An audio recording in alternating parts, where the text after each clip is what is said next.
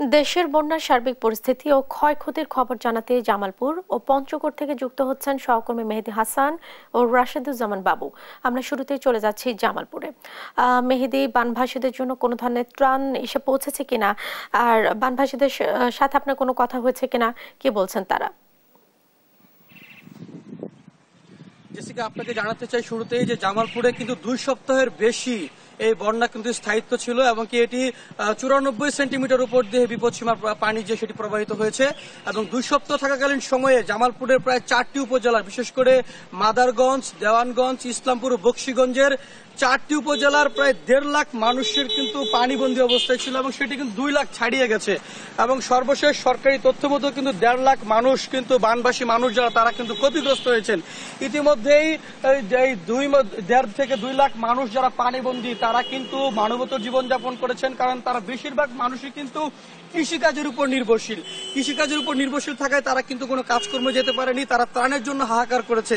অথচ জেলা প্রশাসন বলছে তাদের জন্য পর্যাপ্ত পরিমাণে ত্রাণ বরাদ্দ করা হয়েছে, তারা ত্রাণ দিয়েছে। কিন্তু আমরা দেখেছি যে 2 লাখ মানুষের জন্য 540 মেট্রিক টন চাল ও 7.5 লাখ টাকা দেওয়া হয়েছে, যা জন প্রতি 7 থেকে 8 টাকারও কম, যা একবারেই অপ্রতুল। এবং সাধারণ যারা বানবাসীরা রয়েছেন তাদের সাথে আমরা কথা বলেছি, তারা অভিযোগ করেছেন যে কোনোভাবেই কোনো রকমের যে জনপ্রতিনিধি থেকে শুরু করে জেলা প্রশাসন কেউ কোনো ধরনের ত্রাণ তৎপরতা থেকে শুরু করে কোনো ধরনের সহযোগিতা করেনি এবং তারা কিন্তু এক ধরনের মানবতর জীবনযাপন করেছে। ইতিমধ্যে বন্যার পানি চলে গেলেও তারা কিন্তু ঘরবাড়িতে উঠেছে, ঘরবাড়িও কিন্তু ভাঙা। অপরদিকে যে রাস্তাঘাটের অবস্থা খুবই খারাপ, প্রধান সড়ক সহ গ্রামীণ যে সড়কগুলো রয়েছে সেগুলো কিন্তু ভাঙা। সবচেয়ে বেশি ক্ষতিগ্রস্ত হয়েছে 2 সপ্তাহ যাবৎ যে বন্যার পানি যে আটকে ছিল এবং এই কারণে প্রায় জামালপুরের 12,000 হেক্টর ফসলি জমি তলিয়ে গিয়েছিল, যার কারণে 10,000 হেক্টর ফসলি জমি কিন্তু একেবারেই নষ্ট হয়ে গেছে। বিশেষ করে সবজির যে ক্ষেত সেখান থেকে কিন্তু আর কোনো কিছু আশা করছে না কৃষকরা। অপরদিকে যে পাট সেটিও কিন্তু নষ্টের পথে। সবকিছু মিলিয়ে এই যে বানবাসী মানুষের দুর্ভোগ কিন্তু যে চরমে পৌঁছে গিয়েছে। অপরদিকে একটু বলতে চাই যে ইতিমধ্যে জেলা প্রশাসক বারবার আমাদেরকে বলেছেন, যে সাংবাদিকদের বলেছেন, অনেকেই কথা দিয়েছেন যে তাদের পাশে থাকবেন, কিন্তু আমরা কিন্তু সারাদিনই সকাল থেকে সন্ধ্যা পর্যন্ত বানবাসীদের সাথে আমরা তাদের শুনছি, তাদের দুঃখ দুর্দশা তুলে ধরছি। তারা কিন্তু আমরা দেখতে পেয়েছি তাদের কিন্তু পাশে কেউ নেই, কোনো জনপ্রতিনিধি নেই, জেলা প্রশাসনেরও কেউ নেই। সবকিছু মিলে এই এলাকার মানুষজন খুবই কষ্টে রয়েছে। তারা আমাদেরকে অনেকেই কান্না করেছে, অনেকেই আবেগ প্রবণ হয়ে গিয়েছিল আমাদের সাথে কথা বলার সময়।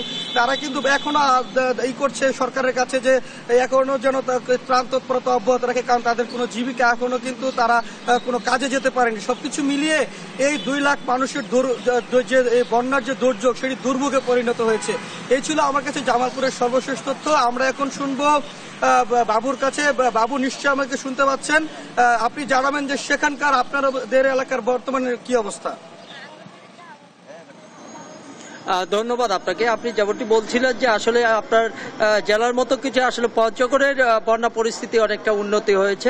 এখন কিন্তু আসলে সামান্য কিছু বাসা বাড়িতে কিন্তু এখন পর্যন্ত জলাবদ্ধতা রয়েছে। অধিকাংশ বাসা বাড়িতে কিন্তু আমরা দেখেছি যে আসলে পানি নেমে গেছে, যেই কারণে কিন্তু আসলে পানি নামার সাথে সাথে আমরা দেখেছি যে এবং শুনেছি যে সেসব বাড়িতেই বিশেষ করে সাপের উপদ্রব কিন্তু বেড়েছে।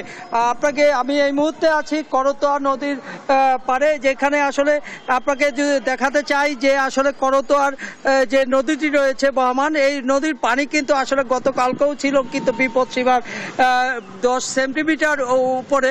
আজকে কিন্তু আসলে সেই 10 সেন্টিমিটার নিচে নেমে কিন্তু আসলে স্বাভাবিকভাবে কিন্তু আসলে এই করতোয়া বহমান হচ্ছে। যেই কারণে আপনাকে বলি যে এই করতোয়া এবং মহানন্দা, পাথাস, ডাহুক এসব নদীতে কিন্তু আসলে পাথর উত্তোলন করে অনেকে জীবিকা নির্বাহ করে। আমরা দেখেছি যে আসলে অতিবৃষ্টির কারণে কিন্তু আসলে সেসব শ্রমিকেরা কিন্তু আসলে নদীতে নামতে পারছে না, যেই কারণে তাদের যে দুরবস্থা সেটি আমরা দেখেছি। এর পাশাপাশি যে চা শ্রমিক রয়েছে পঞ্চগড়ে প্রায় 30,000, পাথর শ্রমিক রয়েছে প্রায় 20,000 এবং বালু শ্রমিক রয়েছে প্রায় 10,000, প্রায় 50-60 হাজার শ্রমিক কিন্তু আসলে বেশ কয়েকদিন থেকে কিন্তু আসলে বেকায়দায় ছিল, অর্থাৎ করুণ অবস্থা তাদের ছিল। যে দৈনন্দিন যে আয় সেটি কিন্তু করতে পারে করেনি। এর পাশাপাশি আমরা দেখেছি যে চারদিকে পানি থাকার কারণে কিন্তু আসলে গো খাদ্যের চরম সংকটে পড়েছে। কারণ হচ্ছে প্রাকৃতিক যে ঘাস সেটি খেতে পারছে না, যেই কারণে বাড়তি দামে কিন্তু আসলে নেপোলিয়ান জাতের ঘাস কিনে কিন্তু গরু ছাগলকে খাওয়ানো হচ্ছে বলে আমরা দেখেছি। এর পাশাপাশি যে ত্রাণের কথা উঠেছে, ত্রাণ আসলে পর্যাপ্ত এখনো বিতরণ করা হয়নি, কারণ আসলে সেইভাবে পঞ্চগড়ে কিন্তু বন্যা না নামলেও কিন্তু কিছু কিছু এলাকায় কিন্তু আমরা দেখেছি যে আসলে জলাবদ্ধতা, সেসব এলাকায় এখনো কিন্তু আসলে পানিবন্দী রয়েছে, প্রায় হাঁটু অবধি জল এখনো কিন্তু রয়েছে। যেই কারণে কিন্তু সেইখানকার মানুষরা বলছে যে আমরা ত্রাণ চাই না, আমরা চাই যে আসলে এই পানি নিষ্কাশনের ব্যবস্থা অতি তাড়াতাড়ি যেন করা হয়। এই ছিল পঞ্চগড় থেকে আমার কাছে সর্বশেষ সংবাদ।